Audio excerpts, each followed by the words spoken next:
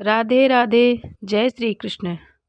आज मैं आपको एक बहुत बड़े भक्त श्री नामदेव जी के द्वारा एकादशी व्रत की महिमा सुनाऊंगी।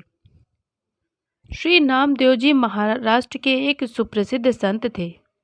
वे विट्ठल भगवान के बहुत बड़े भक्त हुए हैं।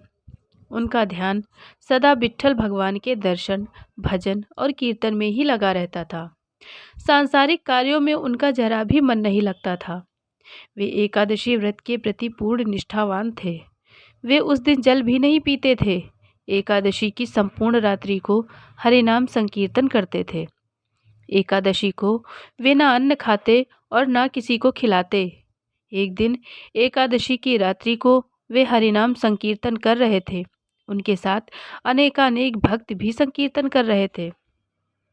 अचानक एक छीड़काय हड्डियों का ढांचा मात्र एक वृद्ध ब्राह्मण उनके द्वार पर आया और बोला, मैं अत्यंत भूखा हूँ, मुझे भोजन कराओ, अन्यथा मैं भूख के मारे मर जाऊंगा। श्री नामदेव जी बोले, मैं एकादशी को न अन्न खाता हूँ और अन्य किसी को खिलाता भी नहीं हूँ। अतः ब्राह्मण देवता, प्रातःकाल सूर्योदय का इंतजार करो, व्रत का पारण कर आपको भरपेट भोजन कराऊंगा। ब्राह्मण बोला, मुझे तो अभी ही भोजन चाहिए, मैं 120 वर्ष का बूढ़ा हूँ। एकादशी व्रत 8 वर्ष से लेकर 80 वर्ष तक के लोगों के लिए है। मैं भूख से मर जाऊंगा और तुमको ब्रह्म हत्या का पाप लगेगा। श्री नामदेव जी ने कहा, ब्राह्मण देवता, चाहे कुछ भी हो जाए, मैं आपको भोजन नहीं करा सकता।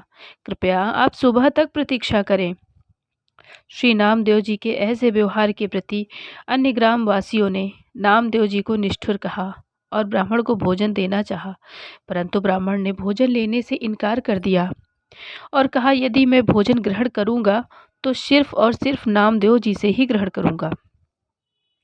श्री नामदेव जी ने जब ब्राह्मण को भोजन ना दिया तो कुछ ही समय में उनके प्राण पखेरु उड़ गए।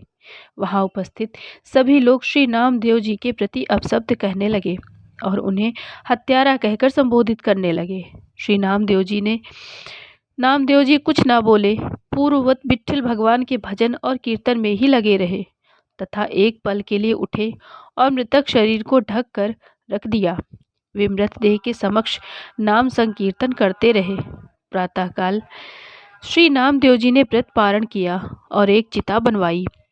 स्वयं उस ब्राह्मण के पार्थिव शरीर को अपनी गोद में लेकर चिता पर बैठ गए। चिता को प्रज्वलित किया गया। जब आग की लपटें श्री नामदेव जी तक पहुंचने ही वाली थी तो अचानक वो ब्राह्मण देवता उठ बैठे और श्री नामदेव जी को उठाकर चिता से बाहर कूद पड़ा। जब तक नामदेव जी कुछ समझ पाते, वो बूढ़ा अंतर ध्यान हो गया। स्वयं विट्ठल भगवान ही उनकी परीक्षा लेने आए थे। इस घटना को देखकर सभी लोग आश्चर्यचकित हो गए और श्री नामदेव जी की जय जयकार करने लगे। धन्य है श्री नामदेव जी, चित्त में प्रज्ञा का प्रकाश, ज्ञान का दीपक जले तभी ठाकुर जी का निराकार स्वरूप दिखाई देता है। भागवत श्रवण से चित्त रूपी दीपक जलाने का प्रयास मानव को करना चाहिए।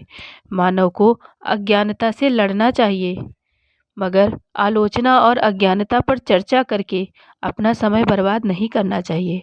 बोलो राधे राधे। जय श्री कृष्ण।